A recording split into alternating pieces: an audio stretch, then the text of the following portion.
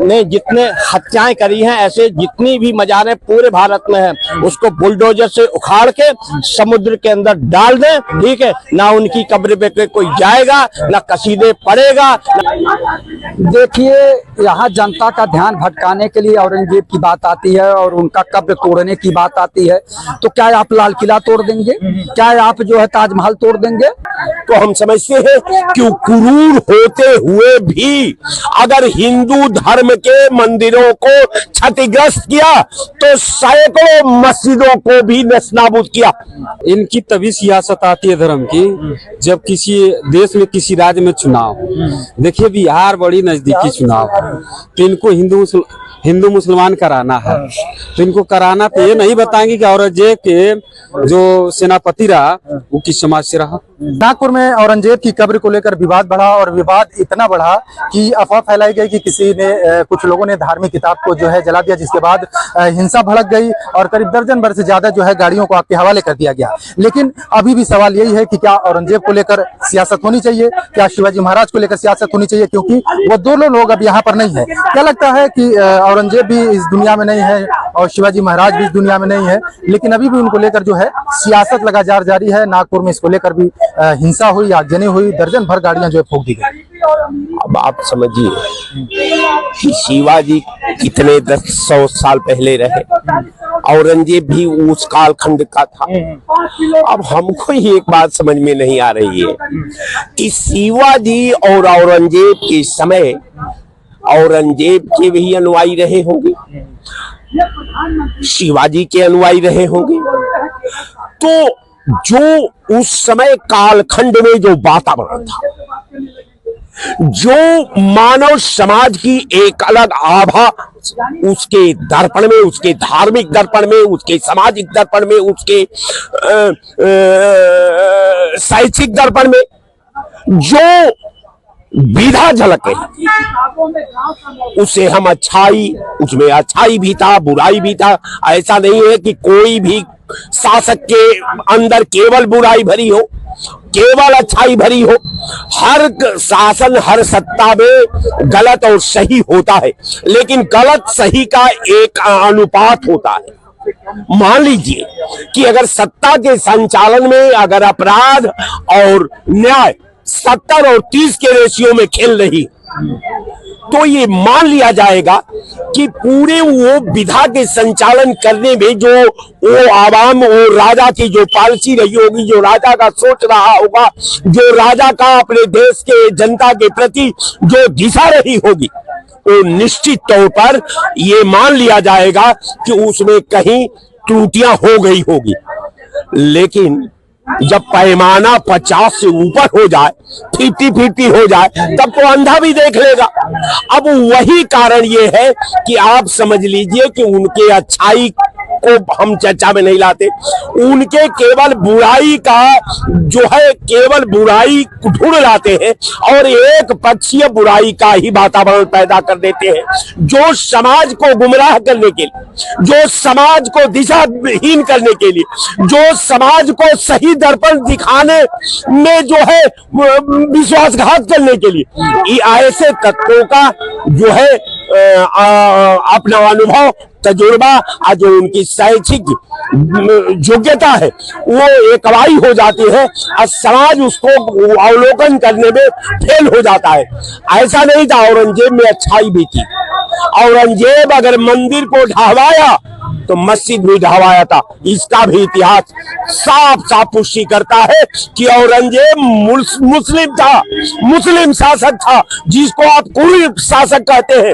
तो हम समझते हैं कि क्रूर होते हुए भी अगर हिंदू धर्म के मंदिरों को क्षतिग्रस्त किया तो सैकड़ों मस्जिदों को भी नस्तानाबूद किया, उसने ये भी किया। लेकिन सवाल यही है कि क्या सियासत होनी चाहिए? जिस तरह से हिंसा हो रही है औरंगजेब और शिवाजी महाराज को लेकर, इस तरह की सियासत ये बताइए, वो तो चले गए। देखिए साहब, जब देश आंख से अंधा हो जाए, मुंह से गूंगा हो जाए, कान से बहरा हो जाए, जौना देश में चौकीदार पर वोट पड़ रहा हो, चाय बेचने वाले पर वोट पड़ रहा हो, साधु संत पर वोट पड़ रहा हो, उस समाज से आप लेंगे क्या?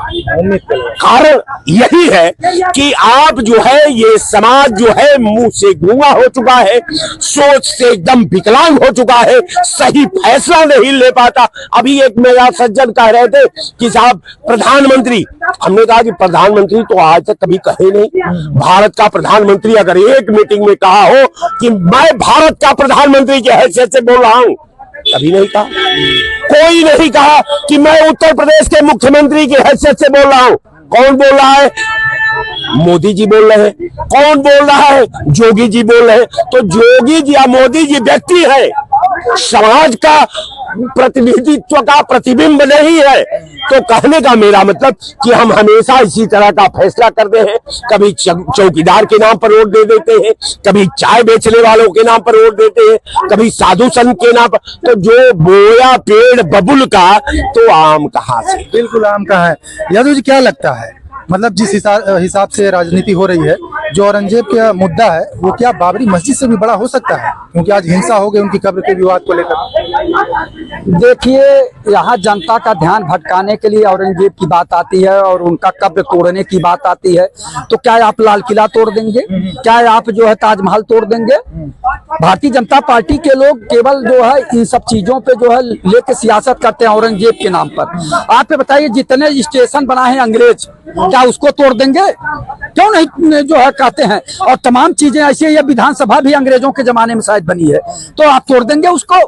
तो ये केवल भारतीय जनता पार्टी के लोग जनता को गुमराह करने की बात करते हैं, कहीं कुछ नहीं है।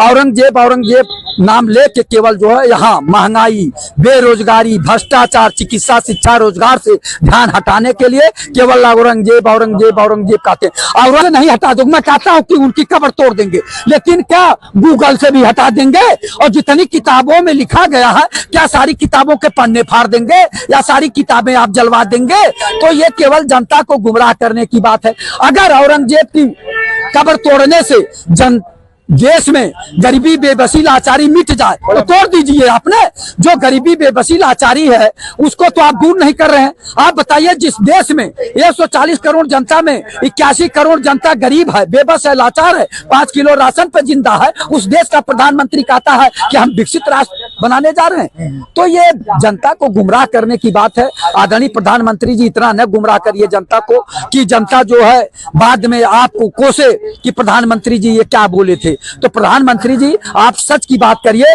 औरंगजेब की जो कब्र तोड़ने से देश का विकास नहीं होगा। आप आज औरंगजेब की कब्र तोड़े हैं तो क्या लाल किला तोड़ देंगे? लोकसभा कब बनी थी? लोकसभा तोड़ देंगे? लोकसभा किसके शासन में बना था? अंग्रेजों के शासन में बना होगा शायद। तो क्या उसको तोड़ देंगे? लेकिन नहीं, ये केवल जनता को गुमराह कर रहे हैं औरंगजेब के नाम पे। औरंगजेब 300 साल 400 साल पुरानी बात है। यहाँ भारत का एक कल्चर रहा, बीती ताए विसार दो आगे की सुध लो। तो आज जनता को सुख सुविधाएं की बात करिए, रोटी, कपड़ा और मकान की बात करिए। औरंगजेब तो 300 साल 400 साल पहले खत्म हो गया, चला गया।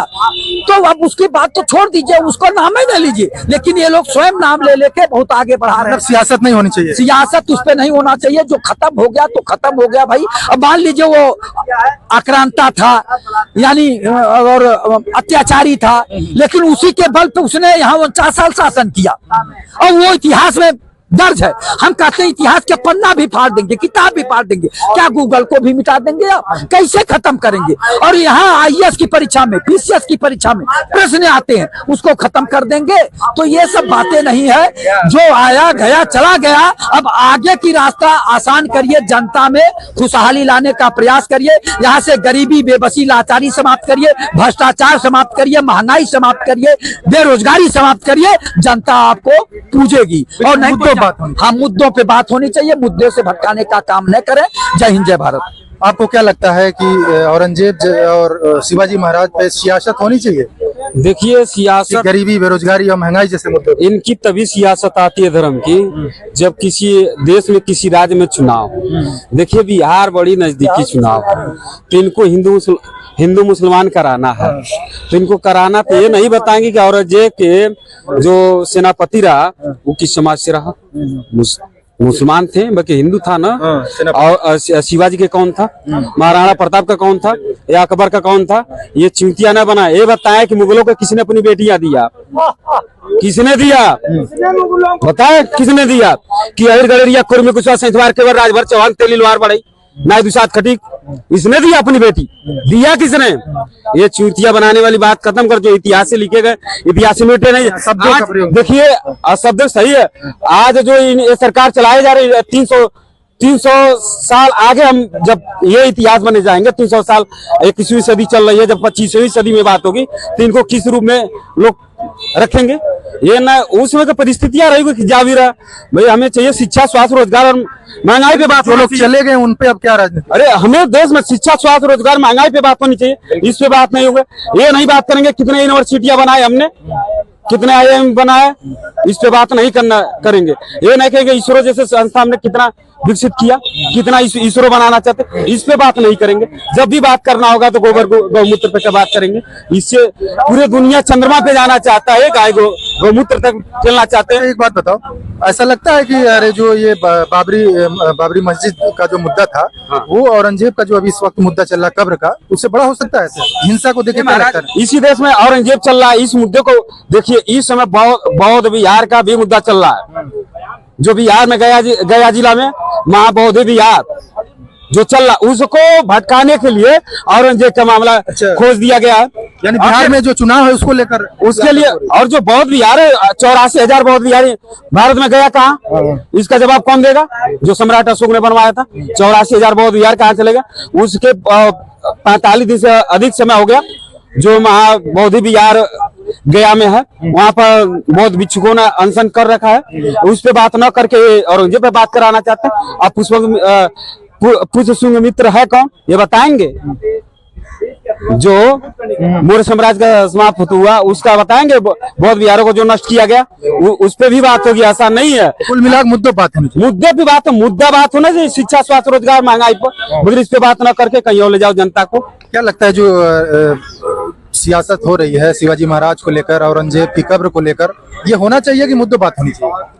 जो सामाजिक मुद्दे हैं ये बहुत पुराना मुद्दा हो चुका है, और औरंगजेब की अगर खोदनी ही है तो पीछे 5 साल फडणवीस सरकार थी, उसके बाद 5 साल एक नाथ शिंदे और फडणवीस की सरकार रही है, तो 10 साल वैसे भी चुका है, उसको खुदवा के फेंक देते कौन पता चलता। अभी जो ये कौन सा वो था 26/11 वाला आतंकवादी हमला हुआ था, उसमें जिस व्यक्ति को मारा गया तो सवेरे 5 बजे उसको फांसी दे दी जाती है, किसी को पता नहीं चलता है। तो इस प्रकार से औरंगजेब आपको फेंकना है, खोद करके फेंक दो, वहां पर कौन मना कर रहा है। लेकिन ये जो चुनाव बिहार और बंगाल का है, इसको मैनिपुलेट करने के लिए, ताकि हिंदू मुसलमान का दंगा दिखा करके जीता जा सके, इसमें उलझाया जा सके, और विपक्षी भी इसमें जिम्मेदार। बिहार चुनाव को लेकर हो रहा है, बिहार और बंगाल की तैयारी है, बस तैयारी हो रही है। हाँ बिल्कुल। क्या लगता है जो आरोप लग रहे हैं, सरकार जो है, इनका कहना है कि सरकार चाहती, 5 साल पहले सरकार में थी, वो चाहती तो कब्र को खोद के फेंक देती, किसी को पता भी नहीं चलता।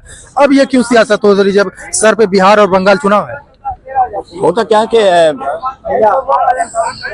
जब समझ आ जाए कि भाई ये चीज होनी चाहिए, ठीक है। उस समय फडणवीस की सरकार थी, फिर शिंदे की आई, या ये सब हुआ, ठीक है। इस समय लोगों की चाहत है, वहाँ पे उर्स होता है, ठीक है, वहाँ पे मेला लगाया जाता है, वहाँ उनका गुणगान होता है, और ये बताया जाता है कि 15 लाख काफिरों का सर कत्ल करने वाला ये जिंदा पीर, ठीक है, औरंगजेब था। इसी के नाम पे महाराष्ट्र में औरंगाबाद नाम रखा गया, ठीक है। उसके गुणगान होते हैं, उसके कसीदे गाए जाते हैं, ठीक है। तो जैसे ओसामा बिन लादेन को मार के अमेरिका ने, ठीक है, सीधे समुद्र में फेंक दिया था, वैसे इस प्रकार के जो आतंकवादी आतताई, बीजेपी सरकार जब थी तो भी तो चाहती खोद के फेंक देती, जिन्होंने पता भी नहीं चलता। जितने ऐसे लोगों ने जितने हत्याएं करी हैं, ऐसे जितनी भी मजारें पूरे भारत में हैं, उसको बुलडोजर से उखाड़ के समुद्र के अंदर डाल दें, ठीक है। ना उनकी कब्र पे कोई जाएगा, ना कसीदे पड़ेगा, ना उनका। ये काम तो सरकार भी कर सकती है। स्टार्ट हो रही है।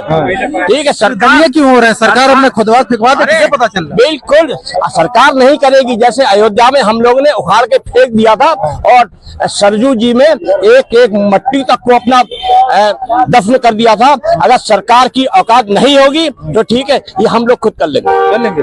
क्या लगता है जो सियासत हो रही है जो औरंगजेब को लेके और शिवाजी महाराज को लेके, होनी चाहिए क्या? असल मुद्दों को बात होनी चाहिए। अरे ये सब क्या बात करेंगे, ये उखाड़ के फेंकने वाले, ये सब रोटी बेटी का रिश्ता करने वाले लोग हैं। अभी इंद्रेश कुमार जो है रोजा इफ्तारी में जो है बैठे हुए जो है खजूर खा रहे हैं। ये क्या, ये रोटी ये बेटी देने वाले लोग हैं। ये बड़ी बड़ी बातें खाली फेंकते हैं, यहाँ पे फ्रस्ट्रेट होकर फ्रस्ट्रेशन निकाल रहे हैं। और दूसरी बात बता रहे हैं, अयोध्या की बात करें, वहाँ पे मरियम मस्जिद इतनी विशाल बन रही है कि इनको डूब मरना चाहिए शर्म से। अयोध्या में वहाँ पे जो मरियम मस्जिद है, वहाँ पे उसपे एक आदमी 7,000 करोड़ रुपए अब देने की ताकत रखता है। तो ये सब हवाई बात, मतलब जैसे ये जो मुद्दे चल रहे हैं, इन सब मुद्दों पे बात होनी चाहिए कि असल मुद्दे जो बेरोजगारी, महंगाई, इस पे बात होनी चाहिए? नहीं तो इसके बिहाफ पे वो सरकार में नहीं है ना। वो तो गोधरा कांड के दंगों की वजह से आए हैं। गोधरा कांड का दंगा जान रहे हैं ना, 2002 का बहुत निर्मम और बर्बर दंगा हुआ है देश के अंदर। और ऐसी ही हिंसात्मक चीजों को हवा देते रहते हैं। और यहाँ की मूर्ख जनता है, वो केवल धर्म की चाशनी चढ़ा दीजिए, उसको खाने को ना हो, उसको बता दीजिए कि जो है हिंदू खतरे में। अरे आपको हिंदू मानते नहीं है। अभी पूछा गया आरटीआई के थ्रू, भारतीय जनता पार्टी सरकार से, केंद्र सरकार से कहा कि हिंदू कितने हैं देश में। केंद्र सरकार से पूछा गया तो उसने कहा हमारे पास कोई डेटा नहीं हिंदू होने का। तो आप केवल हिंदू का टैग लगा करके जो है आप 85% लोगों को जो है बेवकूफ बनाकर सत्ता में बैठे रहेंगे। लेकिन जहाँ पे अवसर देने की बात आएगी तो आप वहाँ पे आप कुल, गोत्र, जाति, वर्ग सब आप निकाल के अभी सब सिस्टम में केवल अभी जिलाध्यक्ष की सूची आई है। बताइए हमको कहाँ पे भागीदारी की बात कर रहे हैं वो सिस्टम में, जहाँ पे भागीदारी देना होगा। अभी रुके हुए हैं 15 जिले, हो सकता है उसमें आ जाए। फिर रुके हुए की बात कर रहे हैं, कहीं भी नहीं है। ये जो योगी बता रहे हैं जाति नहीं, अरे उनकी कैबिनेट में उठा के देखिए कितने सिंह है, कितने बिष्ट है, कितने उत्तराखंड के लोग हैं। मेयर कौन है बताएं हमको ये। तो ये सब जो खाली चूतिया बनाने का काम कर रहे हैं, बेवकूफ बनाने का काम कर रहे हैं जनता को। अब जनता नहीं समझेगी तो फिर लोकतंत्र खत्म होने वाला है। मैं क्या लगता है जो सियासत चल रही है, इस सियासत पे, औरंगजेब पे जो सियासत चल रही है, चाहे शिवाजी महाराज को लेकर जो चल रही है, इन मुद्दों से हट के असल मुद्दों पर बात नहीं हो रही है। क्या लगता होनी चाहिए? आपको लगता है कि 11 साल से शिक्षा, रोजगार, स्वास्थ्य, नौकरियां, महंगाई, सुरक्षा पर कोई बात हुई है? या 8 साल में उत्तर प्रदेश में या जहाँ भाजपा की सत्ता है वहाँ पे इन सब मुद्दों पर कभी बात हुई है? इनका तो नफरती एजेंडा है। औरंगजेब की बात हो या किसी की बात हो, औरंगजेब की कब्र तोड़ दो, लाल किले तोड़ दो, ताजमहल तोड़ दो, चार मीनार तोड़ दो, मगर वो नहीं तोड़ोगे, वहां से तुम्हें रेवेन्यू आता है। तो ये स्वार्थी लोग हैं, ये पैसे के लोग। बंगाल और बिहार चुनाव को भी लेकर हो सकता है, वहाँ पे चुनाव होने वाले हैं। देखिए चुनाव में तो इनके मुद्दे, देखिए आप ये बात तो छोड़ दीजिए, 1 नेशन 1 इलेक्शन वाली बात। इनका तो काम ही हर 3 महीने बाद 3-4 जगह चुनाव करो और इसी तरीके से नफरती एजेंडों को चलाते रहो, क्योंकि यही इनके सत्ता का आधार है ना। मगर अब देश की जनता समझ चुकी है, जिस तरीके से केंद्र में 240 पे लाके पटका है। आगे देखिएगा हर प्रांत में जहाँ पे भाजपा की सरकार है, ये 25 राज्यों तक पहुंच गए थे। आज इनकी स्थिति है ये 10-12 में है, बाकी कहीं पे ये अलायंस के साथ भी है। मगर अलायंस इनका कितने दिन का रहता है ये भी लोगों ने देखा हुआ है। मगर अब तो लोगों ने मन बना लिया है, नो अलायंस नो कुछ। इनको तो नष्ट नाबूद करना ही है पूरे देश में, क्योंकि अगर न्याय चाहिए, शिक्षा, रोजगार, स्वास्थ्य, नौकरियां, महंगाई, सुरक्षा पर, इन सब चीजों पे अगर हमें कुछ चाहिए तो हमें सिर्फ और सिर्फ पूरे देश भर में भारतीय जनता पार्टी को नष्ट नाबूद करना चाहिए। मैं आपको एक पेपर की आज दिखाता हूँ। आज बड़ा शर्मनाक घटना घटी है। देश का प्रधानमंत्री कल क्या करता है कि ये तुलसी है, कोई खुफिया चीफ है इसकी अमेरिका की, उसके साथ ये वार्ता करता है। उसको ये गंगा जल देता है प्रयागराज का। ये वही गंगा जल है जो मोदी की सरकारी संस्था ने जिस पानी का निरीक्षण परीक्षण किया था, जिसमें मल मूत्र पाया गया था, जिसमें बैक्टीरिया पाया गया था, उसी को क्या पैकेज करके दिया है? या वो 200 रुपए का हिमालय का आता है, जो 200 रुपए का हिमालय का पानी आता है, वो दिया है। शर्मनाक है ये। कौन सा गंगा जल दिया है? आप सत्ता के लिए भी वो अमेरिका तक चले गए, वो अमृत बांट रहे हो, और उसने कहा कि उसने तुलसी माला दी है। तुलसी ने उन्हें तुलसी माला दी है, योगी को तुलसी माला नहीं दी है। वो है खुफिया चीफ, और वो वहां पे खुफिया गिरी करने आई थी हिंदुस्तान में, और वो खुफिया की चीफ है, तुम्हारी सारी जानकारियां हासिल करने आई थी। वो तुम्हें तुलसी का माला नहीं, तुमको तुलसी की टोपी पहना के जरूर जाएगी। वो अमेरिका के क्या लगता है, लोग कह रहे हैं बिहार और बंगाल में चुनाव हो, इस वजह से नागपुर में दंगा उंगा हो रहा है? असल में बेवकूफ आदमी हमेशा बेवकूफी की बात करता है। ये लोग असल में कांग्रेसी हैं, फ्रस्ट्रेट लोग हैं, ठीक है। ये हारते हारते हारते हारते, ठीक है, हरियाणा हार गए, ठीक है। दिल्ली में ऐसा हारे कि ये 3 बार से लगातार जीरो पे बैठे हैं। इनकी पार्टी जीरो ला रही है, जीरो की हैट्रिक बना रही है, 5-6% वोट ला रहे। अरे इनका पप्पू और जो पिंकी है वो दिल्ली में बैठ के, अबे दिल्ली को ही रोक लेते, दिल्ली में सरकार बना लेते, ठीक है। लेकिन नहीं, जाएंगे वहां मालिश कराने, ठीक है। मालिश अपना वियतनाम जाते हैं, मालिश करवा के आते हैं, फिर अपना ये वो सब, अब भारत जोड़ो भारत तोड़ो, ठीक है।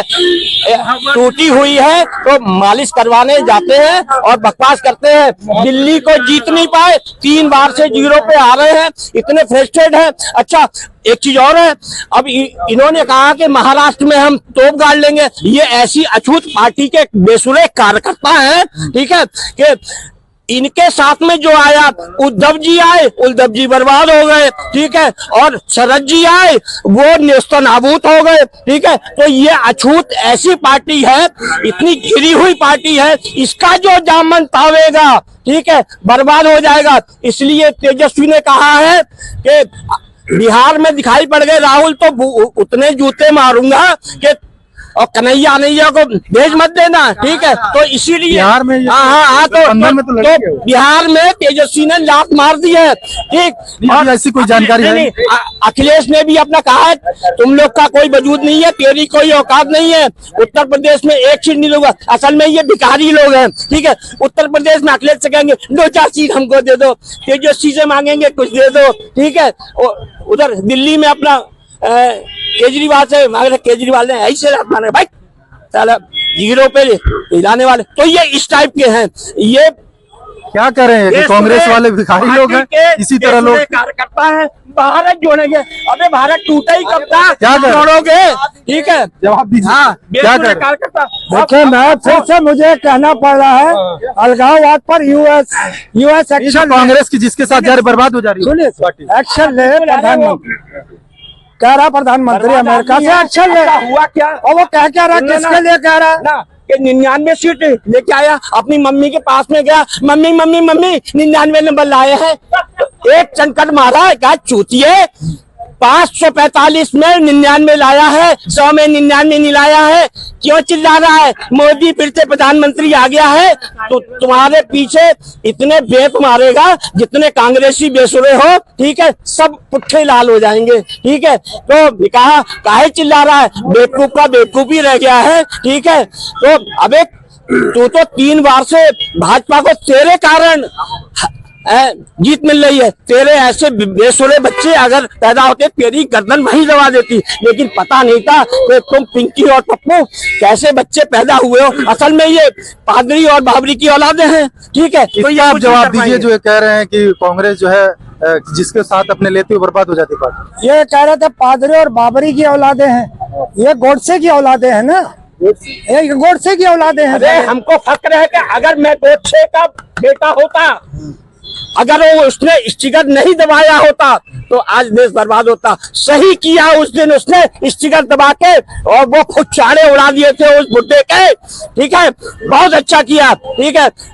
भगवान करे हर घर में ऐसे गोडसे पैदा हो जो ऐसे बेसुरे लोगों के, जो देश के गद्दार हो, उनके फुच्चारे उड़ा दे। देख गोली देख रहे गर्व से। मैं तो कहता हूँ कि भगवान करे हर घर में गांधी हो।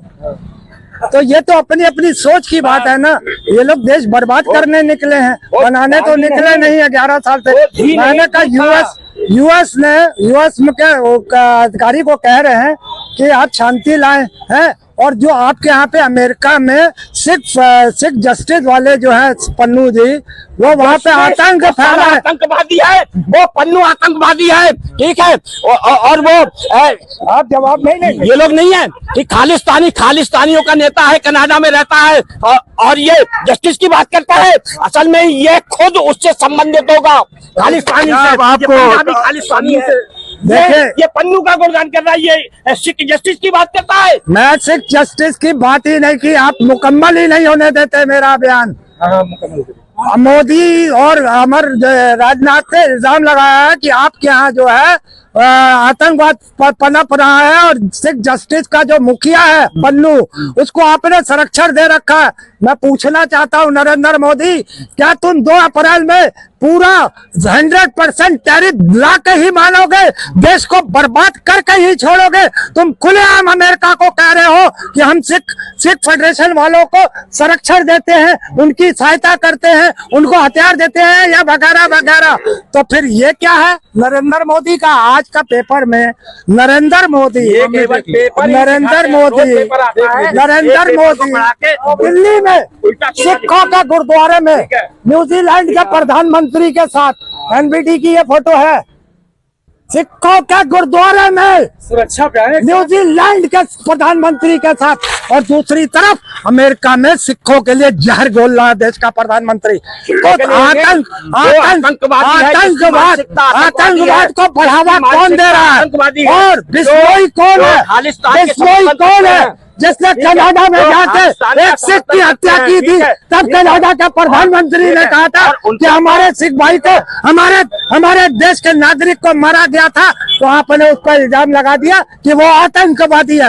हर सिख को आप आतंकवादी कहोगे और उन्हीं के गुरुद्वारों में जाके बिल्कुल। देखिए, हमने यहाँ पर लोगों से बात करने की कोशिश की। नागपुर में जो हिंसा हुई है, औरंगजेब की कब्र को लेकर जो बात सामने आ रही, शिवाजी महाराज को लेकर जो मुद्दा उठाया जा रहा है, उसके संबंध में लोगों से बात करने की कोशिश की कि क्या वो असल मुद्दा है या महंगाई बेरोजगारी पे बात होनी चाहिए। तो काफी लोगों ने कहा कि बंगाल और बिहार में जो है चुनाव है, जिसको लेकर जो है धार्मिक मुद्दे बनाए जा रहे हैं, उठाए जा रहे हैं, ताकि जो दोनों जगह पे जो चुनाव है वो जीता जा सके। Asif Khan, news nation, Lucknow.